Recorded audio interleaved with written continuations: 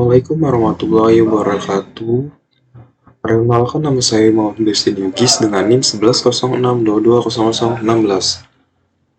Saya akan menjelaskan tentang latar belakang perencanaan pembangkit listrik tenaga surya di wilayah Bandung. Keuntungan dari PLTS skala kecil adalah dapat mengurangi tergantungan pada sumber energi fosil, mengurangi biaya listrik, dan mengurangi emisi gas rumah kaca. Oleh karena itu, penting untuk mengembangkan PLTS skala kecil sebagai bagian dari upaya untuk beralih ke sumber energi yang lebih bersih dan berkelanjutan. Tujuan Tujuan dari tugas ini adalah merancang sebuah proyek perancangan pembangkit energi listrik skala kecil berbasis energi surya (PLTS) di Kelurahan Taman Sari, Kota Bandung.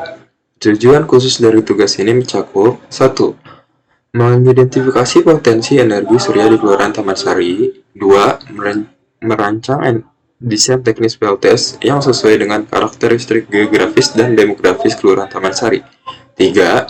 Menghitung levelized cost of energy (LCOE) untuk mengevaluasi efisiensi dan keuntungan ekonomi dari PLTS. Ruang lingkup 1. Analisis potensi energi surya di Kelurahan Taman Sari dengan mengukur dan menghitung durasi harian paparan matahari, serta identitas radiasi surya menggunakan data cuaca lokal. 2. Merancang desain teknis PLTS yang sesuai dengan karakteristik geografis dan demografis Kelurahan Taman Sari, termasuk pemilihan jenis panel surya, kapasitas baterai, dan sistem inverter. 3. Menghitung levelized cost of energy (LCOE) untuk mengevaluasi efisiensi dan keuntungan ekonomi dari PLTS. Sekian, terima kasih. Assalamualaikum warahmatullahi wabarakatuh.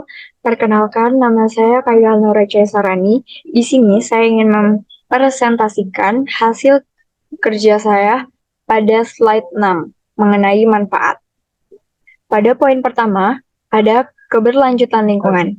Pemanfaatan sumber daya energi terbarukan membantu mengurangi emisi gas rumah kaca dan menurunkan dampak lingkungan negatif yang terkait dengan pembangkit energi konvensional.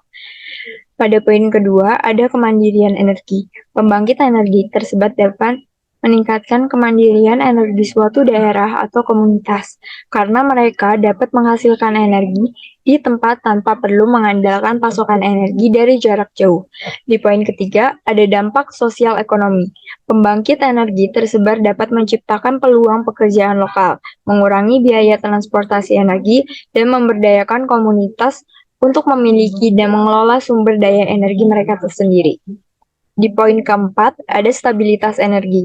Sistem energi tersebar dapat meningkatkan keandalan dan stabilitas pasokan energi, terutama di daerah-daerah yang sulit diakses atau terpencil. Pada poin kelima, ada penurunan kerugian energi.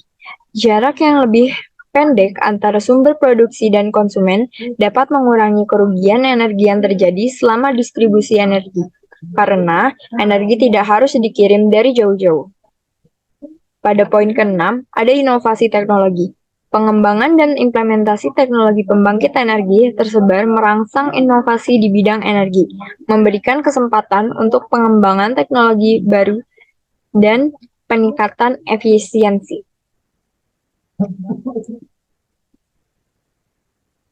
Pada poin ke-7, ada pembangkit energi skala kecil. Terdapat 4 poin. Yang pertama, energi surya atau solar. Memanfaatkan radiasi matahari untuk menghasilkan listrik atau panas air.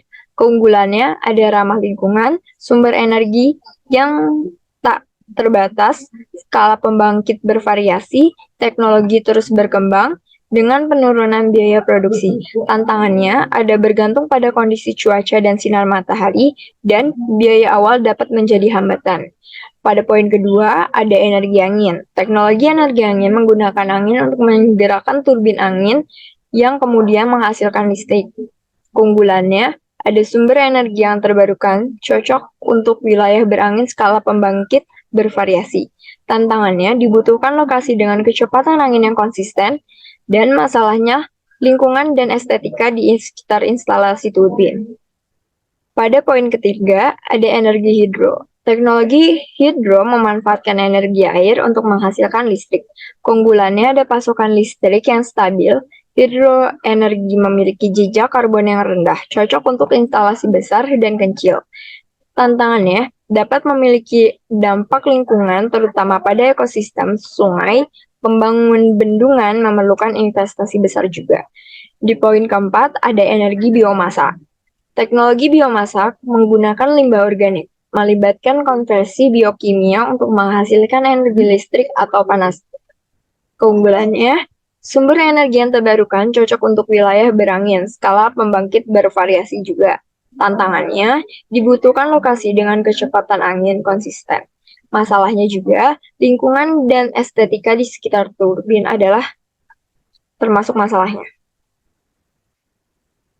Di slide ke-8, yaitu potensi energi terbarukan di Bandung. Terdapat 3 poin. Poin pertama, energi surya. Jumlah radiasi surya rata-rata di Indonesia adalah 5,5 kW per meter kubik per hari, yang merupakan perkiraan yang dapat digunakan untuk merencanakan potensi energi surya di Bandung Wetan. Meskipun data khusus tentang wilayah tersebut tidak tersedia, dengan minimal nilai bangunan tertinggi, potensi energi surya dapat dimaksimalkan. Poin kedua ada energi angin. Kecepatan angin rata-rata di Bandung selama 10 hari terakhir adalah sekitar 4,4 km per jam, dengan angin yang paling sering bergerak ke arah utara dan timur laut. Menurut data yang kami kumpulkan, pada tanggal 12 November 2023, dengan kecepatan minimal 4,0,4 sampai 4,5 km per jam untuk listrik angin skala kecil menghasilkan 20-500 watt. Bandung memiliki cukup angin untuk listrik skala kecil meskipun pembangunan turbin di kota padat harus dipertimbangkan. Poin ketiga ada energi hidro. Penulisan tidak dapat mendapatkan informasi tentang debit air Sungai Cikapundung di Kecamatan Taman Sari, Kota Bandung. Namun, pengamat kami langsung menunjukkan beberapa titik yang memiliki arus yang cukup untuk menghasilkan listrik pada skala kecil. Potensi ini dihalangi oleh polusi dan sampah sungai yang ada, yang menimbulkan kesulitan saat menjalankan pembangkit.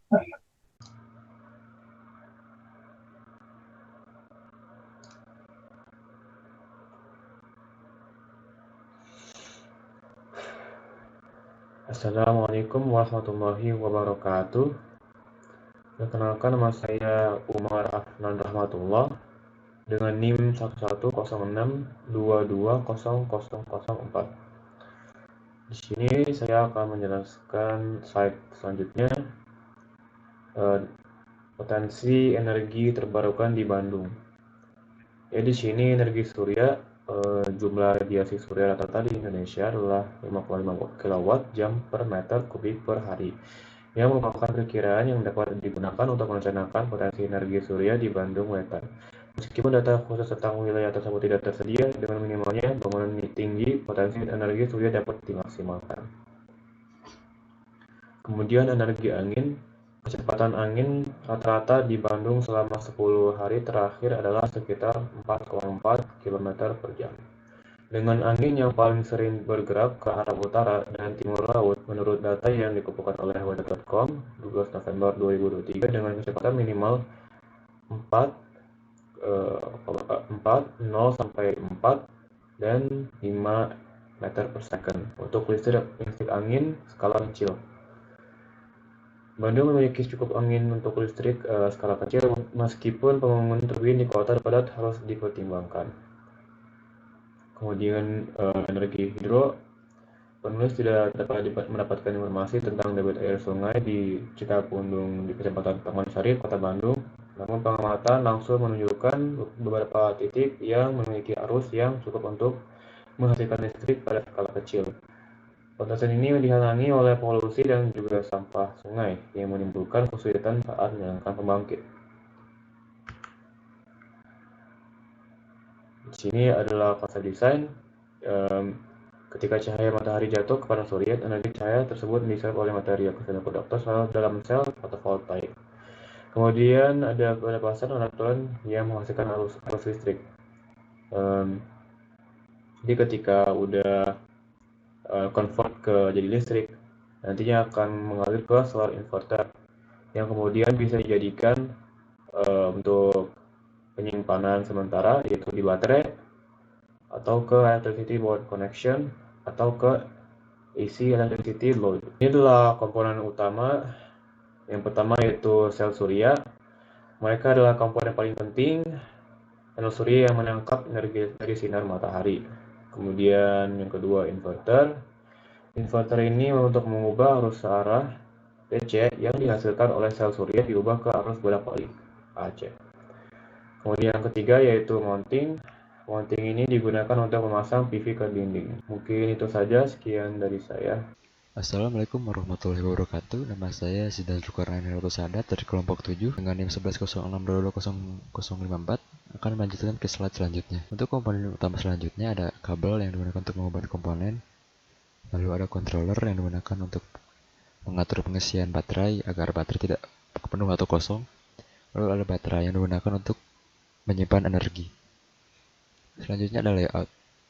Yang pertama ada solar panel, lalu ada mounting dari solar panel semacam penyangga, lalu ada inverter yang digunakan untuk mengubah listrik DC menjadi AC atau sebaliknya, lalu ada controller yang digunakan untuk mengatur pengisian dan pengosongan baterai, lalu ada baterai yang digunakan untuk menyimpan energi, lalu ada kabel yang digunakan untuk menghubungkan komponen-komponen di atas. Untuk selanjutnya ada spesifikasi teknis. Untuk perhitungan PV area, suhu kota Bandung menjadi 32 derajat Celcius pada tahun 2022 yang sebelumnya suhu normalnya 25 derajat Celcius. Setiap kenaikan suhu udara sebesar 1 derajat Celcius menyebabkan penurunan daya sebesar 0,5% dengan perhitungan daya sebagai berikut dengan hasil 12,6 watt. Untuk perhitungan watt peak, besar daya yang dibangkitkan oleh PLTS dihitung sebagai berikut dengan hasil yang dibulatkan menjadi 2300 watt. Ya, di sini saya akan melanjutkan yaitu spesifikasi teknis yang dimana ada analisis biaya untuk pembangkit listrik tenaga surya skala kecil ini. Jadi ini komponen-komponen yang dibutuhkan untuk membangun, lalu ini harga totalnya. Dan ini adalah hasil perhitungan dari levelized cost of energy atau yang biasa disingkat menjadi LCOE. Jadi ini adalah di atas sini adalah input, dapat NPV cost-nya itu sebesar 570 juta, terus NPV KWH-nya itu sekitar 300.000 KWH ya. Dan LCOE-nya didapatkan segini, sebesar 1610 per KWH. Kesimpulannya, pemasangan panel surya ini di atap rumah tipe 45 di Kelurahan Wanasari, Bandung, menunjukkan biaya energi sekitar 1610 per kilowatt hour atau kilowatt per jamnya. Terus solusi ini nunjukin kalau potensi ekonomi itu sangat menguntungkan sekali, dimana ya PLTS ini benar-benar menguntungkan lah ya buat misalnya menjadi elektropreneur dan kita membuka jasa buat pemasangan panel surya itu benar-benar sangat menguntungkan sekali, dan itu juga menguntungkan untuk konsumen karena mereka bisa mendapatkan listrik yang bersih juga dan tahan lama gitu, nggak gampang rusak, bisa jangka waktu lama gitulah tengah intensitas cahaya matahari yang ya tinggi lah ya di kota Bandung ini.